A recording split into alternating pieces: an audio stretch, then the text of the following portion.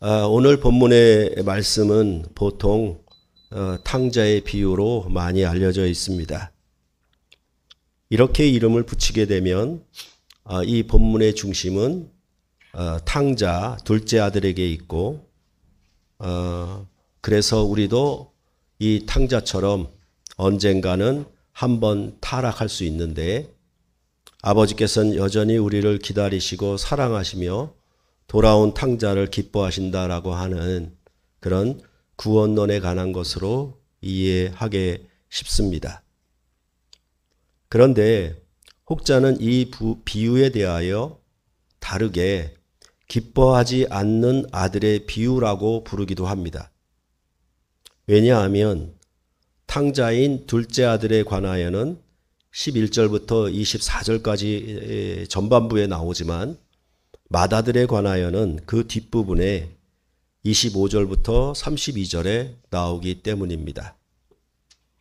즉, 이 비유의 주제는 둘째 아들에 대한 것이 아니라 맏아들에 대한 것이라고 보는 관점입니다. 그래서 보통 이 비유에 대한 설교 내용이 둘째인 탕자의 비유만 갖고 하는 경우가 많습니다. 그런데 그보다는 맏아들의 반응이 더 중요하다고 보는 것이 기뻐하지 않는 아들의 비유라고 제목을 붙인 그런 분들의 견해인 것입니다. 여러분은 이게 둘째 이야기인 것 같습니까? 아니면 첫째 이야기인 것 같습니까? 그것들을 먼저 생각해 보시는 것이 좋겠습니다. 사실 이 비유는 누가복음 15장과 16장에 나오는 전체 5개의 비유 가운데 세 번째, 그러니까 가장 중심에 있는 비유입니다. 그래서 사실은 우리가 약해서 그렇지 누가복음 15장부터 16장까지 한 본문으로 다 읽는 것이 오히려 유익할 것입니다. 그런데 그 비유들은 먼저 잃은 양의 비유가 나오고, 두 번째는 잃은 드라크마에 대한 비유가 나오고, 세 번째는 잃은 아들의 비유가 나오고, 그 다음에 부정직한 청지기의 비유가 나오고, 마지막에는 부자와 나사로의 비유가 나오는 것입니다. 이 5개의 비유가 한 뭉치로, 한 세트로 이해될 때 우리는 이 중앙에 있는 이 잃은 아들의 비유에 대해서 바르게 해석을 할 수 있다라는 것입니다. 그랬을 때 먼저 앞에 나오는 세 비유, 즉 잃은 양의 비유, 잃은 드라크마에 대한 비유, 그리고 잃은 아들의 비유, 이것은 잃었다가 다시 얻은 비유의 공통점이 있습니다. 그런데 뒤에 나오는 네 번째, 5번째의 비유는 거의 재물에 관한 비유로 공통점이 있습니다. 그러니까 청지기, 부자 이런 얘기를 하고 있으니까 재물에 관한 비유로 공통점이 있다라고 보는 것입니다. 그러니까 이 전체 5개의 비유는 잃었다가 다시 얻는 일이 아버지의 큰 기쁨인 것을 알고, 그 일에 하나님 나라와 재물을 겸하여 섬길 수 없으니 불의한 재물로 이 청지기처럼 지혜롭게 사용하여야 할 것이며, 그 일은 부자와 나사로의 비유에서처럼 죽은 자가 다시 살아나는 기적이나 표적을 통해서 행하는 것이 아니라 오직 모세와 선지자의 말씀을 듣는 자들이 행할 때 천국에 이르게 된다는 것을 말하고 있는 것입니다. 그러니까 다시 잃었다가 다시 얻는 아들에 대해서 하나님 아버지가 가장 크게 기뻐하시니까 이 기쁨을 아는 자들, 하나님 아버지의 기쁨을 아는 제자들은 자기 가진 소유로 그 하나님의 기쁘신 뜻을 위하여 봉사하여 섬김으로 이렇게 하나님과 재물을 겸하여 섬길 수 없듯이 재물을 가지고 하나님 나라를 섬김으로 잃은 아들을 얻는 일에 힘을 다하고 봉사하는 것이 이 하나님 나라의 제자들이다. 이렇게 누가복음은 말한다고 보시면 되겠습니다. 그럴 때에 오늘 이 잃은 아들에 대한 비유는 앞에 세 가지 나온 비유의 연장선에서 가장 큰 절정에 있습니다.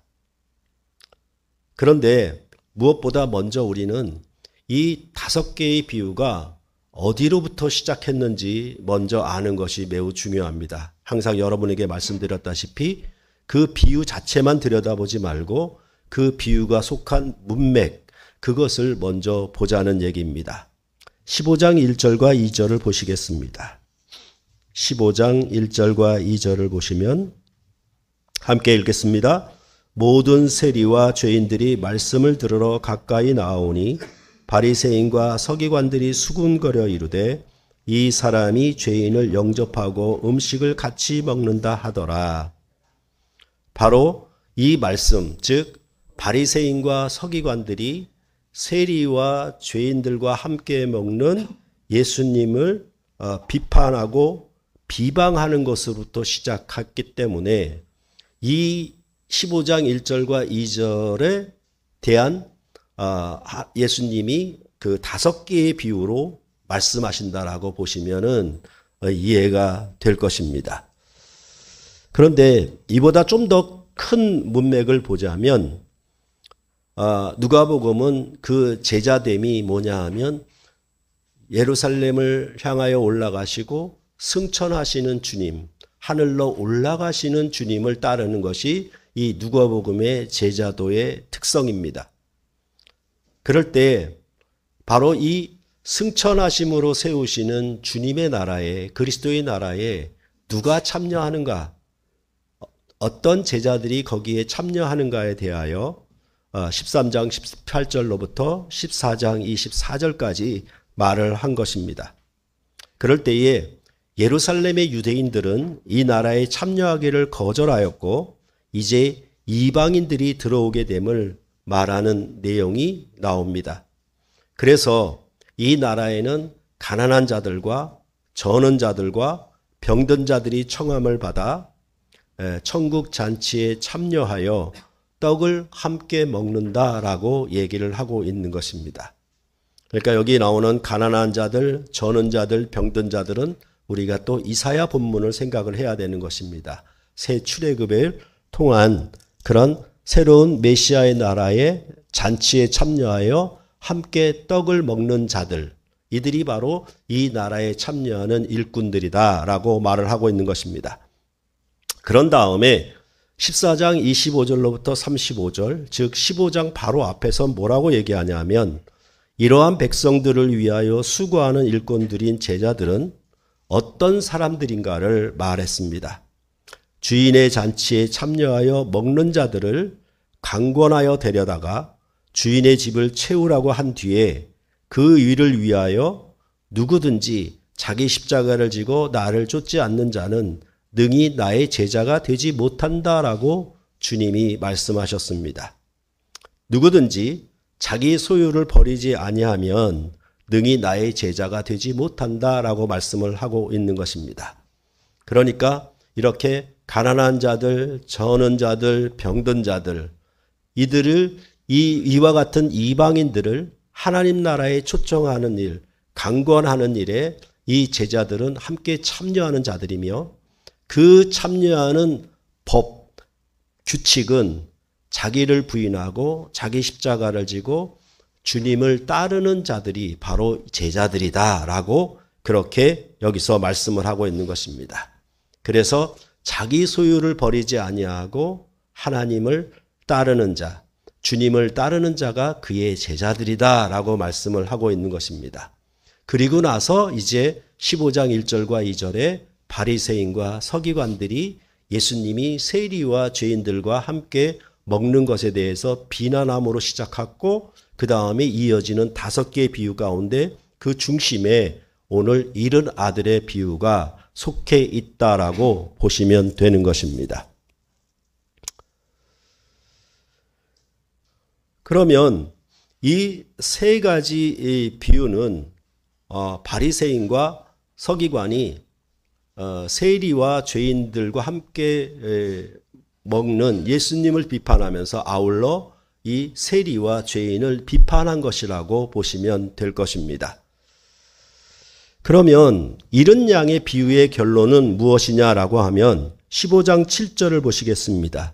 이른 양의 비유의 결론은 내가 너희에게 이르노니 이와 같이 죄인 한 사람이 회개하면 하늘에서는 회개할 것 없는 의인 99으로 말미암아 기뻐하는 것보다 더하리라. 이렇게 말씀하셨습니다.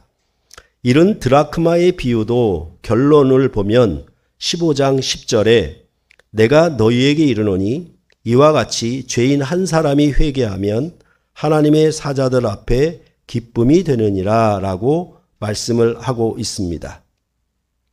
그런 다음에 이제 이른 아들의 비유인 오늘 본문에서도 보면은 역시 32절에 이 내 동생은 죽었다가 살아났으며 내가 잃었다가 얻었기로 우리가 즐거워하고 기뻐하는 것이 마땅하다라고 했습니다. 그런데 이 기쁨은 단순히 잃었다가 다시 찾은 기쁨과는 조금 다릅니다. 왜냐하면 이 둘째 아들을 가리켜 죽었다가 다시 살아났다라고 말하기 때문입니다. 그 말을 두 번이나 24절과 32절에 반복하고 있습니다. 즉 죽음에서 다시 살아난 아들이기 때문에 즐거워하고 기뻐하는 것이 마땅하다라고 크게 강조를 하고 있는 것입니다.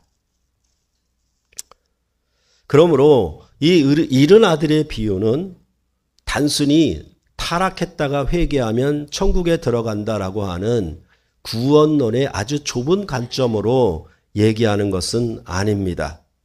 뭐냐 하면 이 비유의 모든 결론이 아버지가 주인이 크게 기뻐하는 걸로 결론이 나기 때문에 그렇습니다.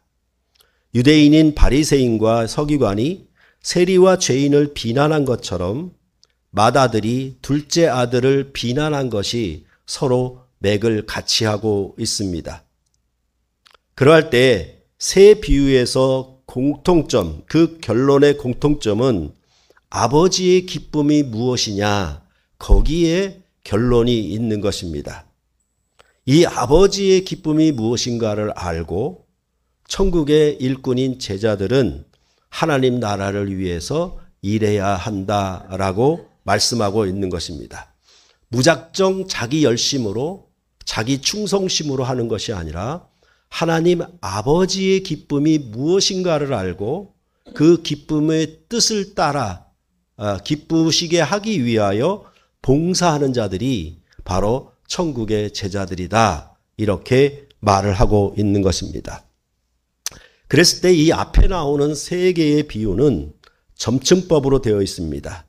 잃은 양을 다시 찾는 것보다 잃은 드라크마를 다시 찾는 것이 더 기쁘며 최고의 기쁨은 잃은 아들을 다시 얻는 것입니다. 그래서 예전에 이 본문에 대해서 제가 설교할 때에는 100마리 양 중에 잃은 양 한 마리를 찾는 거하고 10드라크마에서 한 드라크마를 찾는 것이 어떻게 더 나은 것인가를 말씀을 드렸을 때 어떻게 비유했냐면 예전 설교를 보니까 제가 예전에 우표 수집을 한 적이 있거든요. 그 우표 수집을 했을 때에는 그 원본 처음 나온 새 것 그것이 그대로 보존되고 오래되어야 그 값이 더 나가게 되어 있습니다. 그 중에 중요한 점이 뭐냐 하면 예전 우표는 이 사각면에 내면마다 이렇게 톱니바퀴처럼 되어 있었어요. 톱니바퀴처럼. 그래서 그 우표의 가치를 매길 때 그 톱니바퀴 하나가 떨어져 나가면 이 우표는 그냥 꽝입니다. 그죠? 그게 바로 10드라크마 중에서 한 드라크마를 잃은 거예요. 즉 100마리의 양 중에서 한 마리의 잃은 양하고 10드라크마에서 1드라크마를 잃은 것이 더 크다라는 의미를 우리가 여기서 찾을 수가 있다라고 말씀을 드렸습니다. 그런데 사실은 세 번째 나오는 잃은 아들의 비유는 누가복음의 비유를 기록하는 5개의 비유를 기록하는 것 중에 가장 길게 가장 상세하게 기록을 하고 있습니다. 그것은 바로 이 누가복음에 잃었다가 다시 찾은 것에 대하여 잃은 아들의 비유가 얼마나 더 중요한지, 잃은 양보다, 잃은 드라크마보다 잃은 아들을 찾은 것이 얼마나 큰 기쁨인지에 대하여 이 누가복음은 말을 하고 있는 것입니다. 그래서 이 중앙에 있는 것이고 그것은 최고의 절정이다라고 제가 말씀을 드린 것입니다. 그렇다고 하면 이 비유들의 공통점을 우리가 로마서 12장 1절과 2절에 나오는 말씀을 따라 우리가 생각해 볼 수 있겠습니다. 그러므로 형제들아, 내가 하나님의 모든 자비하심으로 너희를 권하노니 너희 몸을 하나님이 기뻐하시는 거룩한 산 제물로 드리라. 이는 너희가 드릴 영적 예배니라. 너희는 이 세대를 본받지 말고 오직 마음을 새롭게 함으로 변화를 받아 하나님의 선하시고 기뻐하시고 온전하신 뜻이 무엇인지 분별하도록 하라 라는 말씀입니다. 그러니까 우리가 영적 예물을 드리는 데 있어서 마음을 새롭게 함으로 변화를 받아, 이건 성령 세례를 가리키는 겁니다. 이 성령이 임하면 하나님이 선하시고 기뻐하시고 온전하신 뜻이 무엇인지 분별하게 됩니다. 그것을 따라 봉사하는 것, 그 뜻을 분별하여서 일하는 것, 그것이 바로 참된 제자다. 이렇게 말씀하는 것이 바로 이 로마서 12장 1절 2절과 이 누가복음의 세 비유에 공통점이 있는 것입니다. 왜냐하면 주인의 기쁨, 아버지의 기쁨에 알고 거기에 참여하는 것, 그것이 세 비유의 공통점이기 때문에 그렇습니다. 그래서 로마서도 이렇게 하나님의 기뻐하시고 온전하시고 그 뜻을 분별하는 것은 어떻게 하느냐, 그 다음에 성령의 은사로 일을 한다라고 그렇게 말을 하고 있는 것입니다. 그래서 성령을 받아 그의 은사로 제자가 일을 함으로 하나님의 기쁘신 뜻을 위하여 우리 몸을 거룩한 제물로 드리는 것, 그것이 바로 영적 예배다라고 말씀을 하고 있는 것이고, 이런 봉사의 목적이 뭐냐 하면 저 서바나 땅끝까지, 즉 로마서가 말하는 이방인의 수가 가득 차기까지 그렇게 봉사하는 것이 복음에 나타난 의를 봉사하는 것이라고 로마서는 말해 주었던 것입니다. 이러한 일에 누가복음의 속편이라고 할 수 있는 제2편이라고 할 수 있는 사도행전은 성령이 임한 제자들이 성령의 기쁨이 충만하여 이방인들을 제물로 하나님께 드리는 일에 자신의 몸을 제물로 하나님께 드렸다는 얘기를 하고 있는 것입니다. 그것은 바로 성령이 임한 예루살렘 공동체, 성령이 임한 제자들의 공동체는 하나님이 무엇을 가장 기뻐하시는 것인가를 알고 그 일에 자기 목숨을 드렸다, 생명을 다했다라고 그렇게 말씀을 하는 것입니다. 그런 가운데 이 오순절에 성령이 임한 예루살렘 공동체가 그 나타나는 현상, 성령이 임함으로 나타나는 현상을 뭐라고 얘기하냐면 형제 자매들과 함께 자기 소유를 다 팔아서 형제의 가난한 것을 도왔다라고 얘기를 하고 있는 것입니다. 그러니까 이런 스토리는 지금 누가복음의 5개의 비유가 갖고 있는 스토리와 정확히 일치합니다. 그래서 성령이 임함으로 자기 소유를 팔아 형제와 자매들을 섬기고 봉사했다라고 하는 그것이 바로 이 5개의 비유에 나타난 일, 5개의 비유의 가르침이 성취된 일, 그것이 바로 오순절 성령 강림으로 인한 예루살렘 공동체에서 발생한 것이라고. 그것이 새로운 하나님 나라의 즉 교회의 참된 모습이라고 그렇게 이 사도행전은 말하고 있는 것입니다. 그것은 바로 율법과 선지자를 성취한 그리스도인으로서 그들은 성령 안에서 하나님 아버지의 깊은 마음을 통달하여 무엇이 하나님을 기쁘시게 한 일인지를 알고 자기 몸을 제물로 드려 그 일에 순종했다. 이렇게 사도행전은 다 말하고 있는 것입니다. 그러할 때 성경의 전체적인 언약 역사로 본다면 유대인은 맏아들이라고 할 수 있습니다. 그리고 이방인은 둘째 아들이라고 할 수 있는 것입니다. 그래서 이 비유에 나오는 그 전 문맥을 일러드린 것은 이제 예수님을 유대인은 거절했고 이방인에게로 가는 것이었죠. 그래서 이제 일꾼들을 내보내서 강권하여다가 먼저 초청한 자들이 거절하니까 강권하여다가 내 집을 채우라. 그 집을 채우는 대상이 뭐냐 하면 가난한 자들, 저는 자들, 병든 자들. 그들은 바로 새 출애굽의 대상자들이었다라고 그렇게 말씀을 하고 있는 것입니다. 지금도 여러분이 아시는 것처럼 유대인은 전체적으로 그리스도의 살과 피를 먹고 마시는 이 영원한 생명의 잔치에 참여하지 않고 있습니다. 바리새인들이 죄인과 세리와 함께 식사하는 예수님의 마음을 알 수가 없어 원망하고 비판하듯이 유대인이 지금 그렇게 하고 있다는 말입니다.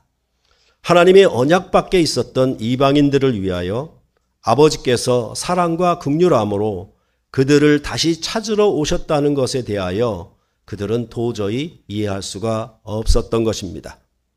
날 때부터 소경인 자를 왜 치료하시는지 그들은 도저히 알 수가 없었습니다. 그는 분명 하나님의 저주 가운데 있는 자가 분명한데 왜 그를 치료하는지 유대인들은 전혀 알 수가 없었던 것입니다. 유대인은 곧 하나님의 백성인 이스라엘을 위하여 하나님이 그들과 함께 하시는 것은 알 수 있었어도 저 비천하고 하나님을 모르고 살았던 이방인들을 세리와 죄인들을 위하여 함께 식사하시는 예수님에 대해서는 도저히 이해할 수가 없었다라고 말하고 있는 것입니다. 그럴 때에 성경은 옛 출애굽보다 새 출애굽이 더 하나님의 은혜와 진리가 충만하다. 그래서 더 충만한 의미로 세워진 그리스도의 나라를 이제 신약 성경이 선포하고 있는 것입니다. 모세가 40일의 중보기도를 통해 즉 자기 목숨을 걸고 기도함으로 이스라엘을 용서하여 세운 나라와 다르게 이제 신약 백성인 교회는 하나님의 아들이 죄인들 곧 이방인들을 위하여 자기 생명을 십자가에 주심으로 그들을 긍휼히 여겨 용서하심으로 다시 세운 나라인 것입니다. 모세가 자기 목숨을 걸고 세운 유대인의 나라가 아니라 하나님의 아들인 예수 그리스도께서 자기 목숨을 십자가에 주심으로 내어주신 긍휼함, 그것으로 세우신 나라가 바로 신약의 이방인들이 참여하는 교회라고 성경은 말씀을 하고 있는 것입니다. 그래서 하나님의 은혜와 사랑과 긍휼이 바로 이방인들을 향하여 더 크게, 더 확실하게, 더 큰 영광으로 나타났다라고 신약 성경은 일관되게 얘기를 하고 있는 것입니다. 그러니까 하나님은 여러분과 저와 같은 이방인들을 구원하시는 것이 얼마나 큰 기쁨인지, 얼마나 큰 잔치를 열어서 즐거워해야 하는 것이 마땅한지에 대하여 이 잃은 아들의 비유를 통해서 말씀을 하고 있다라는 것입니다. 그런데 참으로 안타까운 점은 우리가 이방인으로 구원을 얻었는데 어느 사이에 유대인의 자리에 즉 바리새인과 서기관의 자리에 가 있다라는 것입니다. 그러니까 굉장히 아픈 일이고 안타까운 일이고 불쌍한 일이 아닐 수가 없는 것입니다. 예를 들어 보면은 새 신자가 교회에 들어오면 무척 기뻐합니다. 또한 다른 교회에 다니던 신자가 우리 교회에 오면 크게 기뻐합니다. 그러다가 오래 지나다 보면 각자의 흉어물이 다 드러납니다. 그런 일로 서로 비난하고 가까이 하기가 어렵거나 쉽게 관계가 파괴됩니다. 심지어 목사도 장로도 집사도 다 예외가 없습니다. 이런저런 허물이 모두 잘 보이고 드러나게 되어 있는 것이 바로 매주 만나는 주일의 이 예배 공동체가 곧 교회이기 때문에 그렇습니다. 그래서 그 드러나는 허물과 약점 때문에 우리는 마음이 나누어지기가 쉽습니다. 그런 다음에 이제 마음의 벽을 서로 높이 쌓아놓는 것입니다.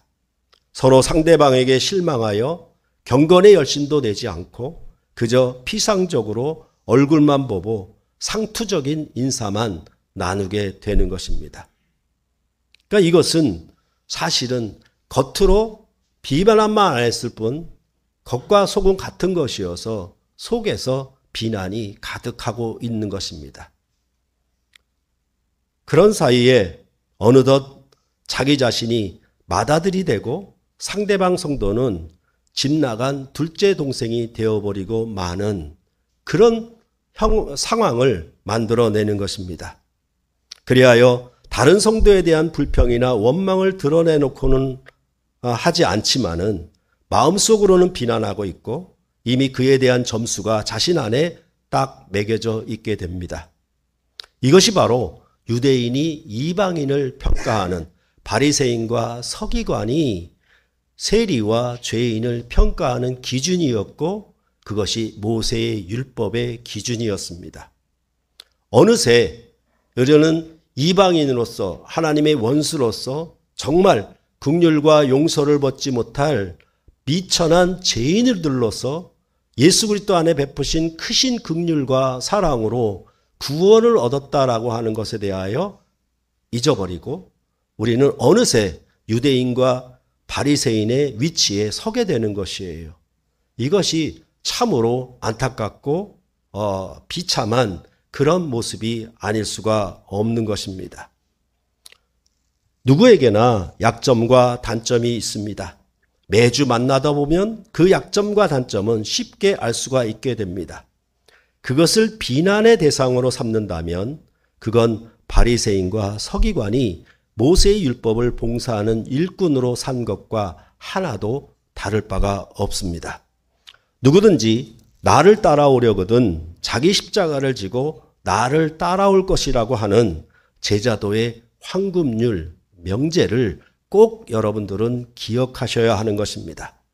그것은 바로 그 형제의 짐을 자기 십자가를 지고 따라가겠다는 얘기지 형제를 분리시켜서 그들을 비판하고 원망하고 그들에 대한 불평을 내 마음에 쌓아놓고 벽을 치고 휘장을 쳐서 나누자는 얘기가 아닌 것입니다. 그것은 바로 형제의 약점이나 단점이 발견되면 그것은 내 십자가라고 여겨야 한다라는 것입니다. 내가 저 짐을 져야 한다라고 생각을 해야 한다라는 것입니다.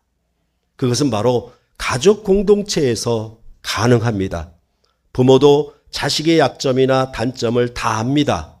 그러나 자식의 약점과 단점을 비난하는 데에만 너는 내 자식이 아니야 라는 방식으로만 접근하지 않습니다. 그 약점과 단점을 어떻게 해서든지 돕고 채워서 그를 온전한 사람으로 만드는데 부모의 마음은 다 가 있는 것입니다. 그와 같이 이제 신약교회는 하나님 아버지를 모신 형제자매의 가족 공동체이기 때문에 이거는 남을 대하는 방식이 아니라 가족을 대하는 방식이기 때문에 형제의 약점이 발견되면 그것을 채우라는 예수님의 명령인 것입니다. 그것은 네 십자가를 져야 되는 몫이다라고 우리에게 하나님이 음성으로 말씀해 주시는 것과 같다라는 것입니다. 그러할 때 가급적이면 형제들끼리나 자매들끼리 서로 누가 이렇다더라, 누가 저렇다더라 하고 하는 것에 대해서는 사실은 자기만 아는 것이 아니라 다 알아요.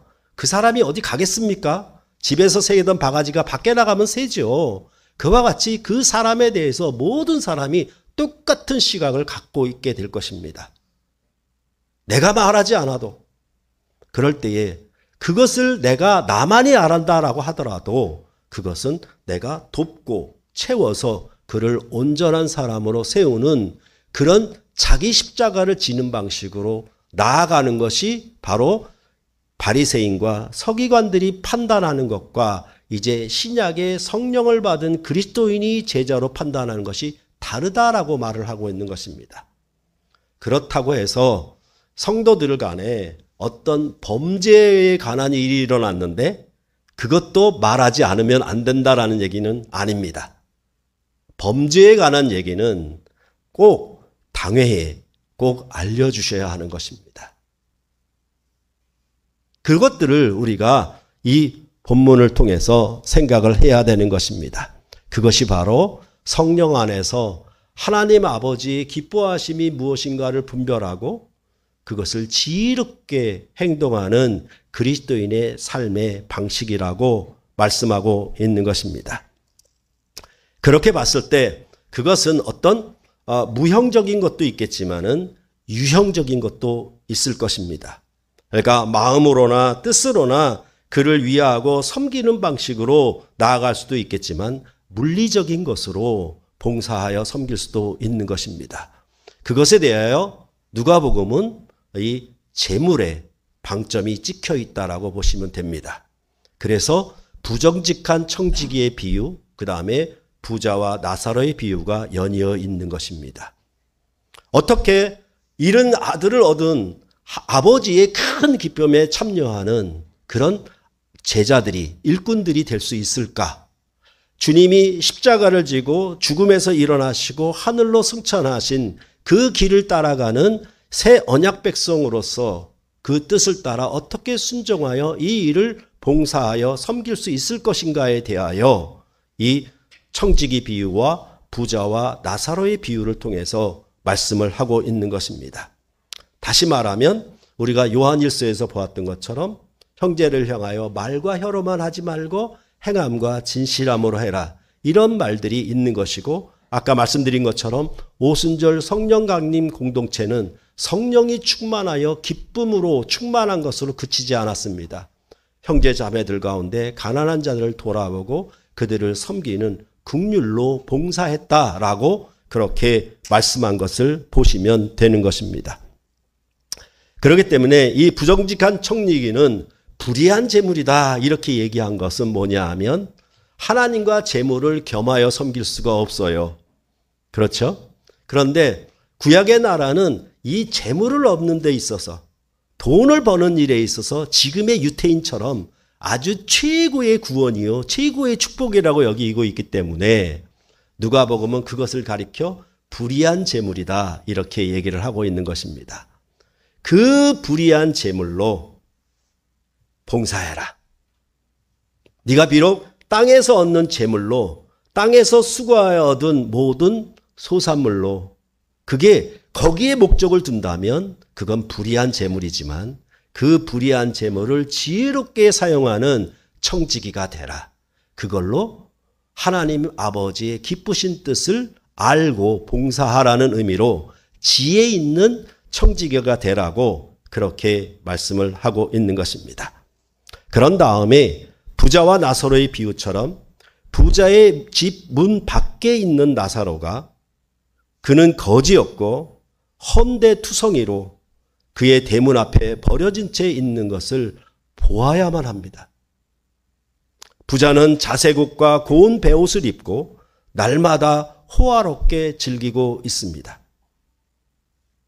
자기 생애로는 만족하고 행복하며 기쁠지 모르지만 이 부자는 하나님 아버지의 기쁨을 전혀 알지 못하는 마다들과 같습니다. 그렇기 때문에 산상수훈에서도 여러분이 보는 것처럼 경건의 첫째 덕목은 바로 구제였습니다.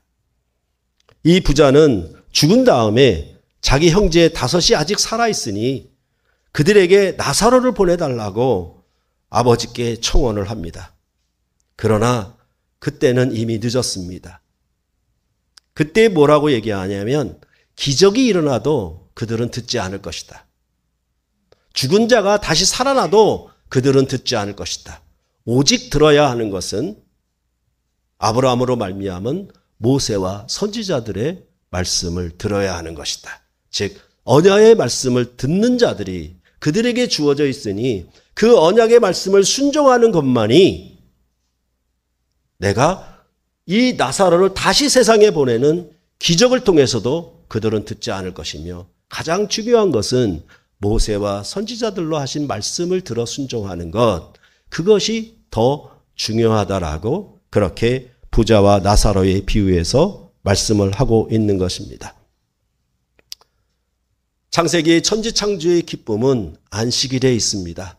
하나님이 천지창조를 다 이루신, 다 만드신 일에 사람은 그 안식에 기뻐함으로 참여하는 것이 안식이었습니다. 그래서 보시기에 좋더라, 보시기에 좋더라라는 거기에 이 안식일에 참여하는 것이 바로 사람의 기쁨이었습니다. 하나님의 기뻐하시고 사랑하는 아들인 예수 그리스도께서는 하나님 아버지의 뜻을 다 이루는 일에 자기 생명을 제물로 드리셨습니다. 이 십자가의 사역은 바로 새 창조의 사역이었습니다. 그리스도 안에 새로운 피조물로 신약 백성을 새롭게 창조한 일입니다. 이제는 하나님 나라의 종이 아니라 하나님 나라의 자녀로 만드는 일에 예수님은 하나님 아버지의 기뻐하신 뜻을 알고 이방인을 하나님 앞에 드리는 일에 대하여 자기 생명을 다해서 봉사했다. 즉 세리와 죄인과 같은 일을 위하여, 가난한 자들과 저는 자들과 병든 자들을 위하여 자기 목숨을 주러 오셨다라고, 그것이 하나님의 기뻐하신 뜻이고 나는 그의 기뻐하신 아들이기 때문에 그것을 순종하여 그 뜻을 다 이루셨다라고 성경을 말씀하고 있고, 바로 이 예수 그리스도가 걸어가신, 이 예수 그리스도가 가르친 그 길에 동행하는 자가 바로 천국의 일꾼이요 제자들이라고 그렇게 말씀을 하고 있는 것입니다. 예수님은 이 일에 순종하심으로 하나님 보좌 우편에 앉는 최고의 기쁨과 영광을 얻으셨습니다. 하나님의 아버지의 뜻을 밝히 알고 그 뜻을 위하여 끝까지 자기 사람들을 사랑하심으로 그들을 긍휼히 여겨 하나님 아버지의 기쁨에 동참했던 것입니다. 그것이 바로 예수를 믿어 성령 안에서 거듭난 구원의 백성들이 행하는 것입니다. 그럴 때에 참으로 우리가 그리스도 안에서 형제 자매로 모인 한 아버지를 모시고 한 믿음으로 한 성령 안에서 가족 공동체를 형성했다라고 했을 때 항상 우리가 주의해야 될 것은 뭐냐 하면 그 사랑함이 어떻게 겉으로 드러나는 것으로 표현되지 않으면 그거는 아무 소용이 없다는 것이고, 또 하나 우리가 조심해야 될 것은 뭐냐 하면 바로 구약의 봉사, 구약의 섬김의 기준을 보아야 하는 것입니다. 그것은 주인이 종을 섬기거나 종이 주인을 섬기는 방식인데 그것은 열의 하나인 것입니다. 10의 1인 것입니다. 그것이 상대방을 주인과 종의 관계로 해석해서 하나님 나라 백성으로 사는 기준이었습니다. 그러나 신약 백성은 예수 그리스도 안에서 더 크신 긍휼과 사랑과 용서를 받았기 때문에 우리는 하나님의 자녀들로서 하늘 가족 공동체를 이루었기 때문에 만약에 내가 주님을 사랑하고 하나님을 사랑하고 섬긴다라고 하면서 그 형제와 자매들을 긍휼로 봉사한다라고 하면서 바로 부자처럼 자기 문 밖에 버려진 나사로가 눈에 들어오지 않고 자기 행복과 만족과 기쁨을 위하여 잔치로 즐거워하고 있지 않은가 생각해 보아야 할 것이고, 그 다음에 그 나사로를 보았다라고 하면 어떻게 우리가 제물로 섬길 것인가 돌아봐야 하는 것입니다. 그 명확한 기준은 10의 1입니다. 10의 1을 넘으면 하나님의 아들로 봉사하는 것이요, 10의 1의 기준에도 못 미치면 그것은 바리새인과 서기관과 같다라는 얘기입니다.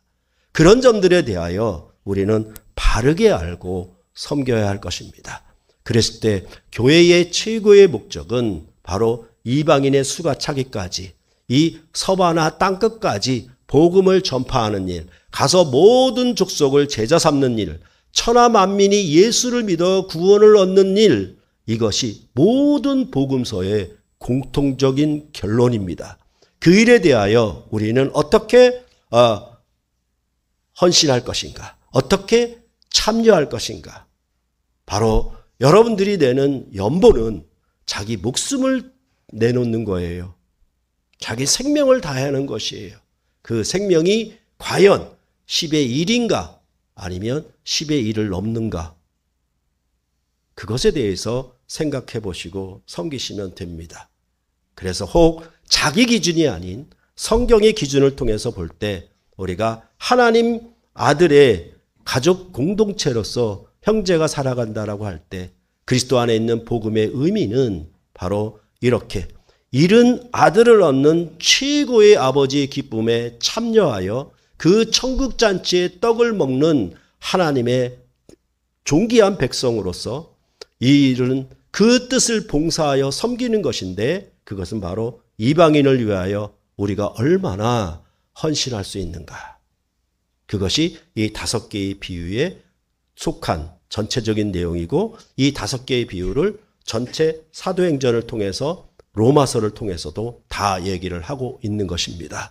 이런 점들을 생각하고 교회가 더더욱 여러분이 형제자매를 섬기는 지혜로운 하나님의 아들들이 되어서 하나님의 거룩한 기쁨에 그 천국 잔치에 참여하여 영생의 떡을 먹고 마시는 존귀한 샘물결 교회가 되었으면 감사하겠습니다. 기도하겠습니다.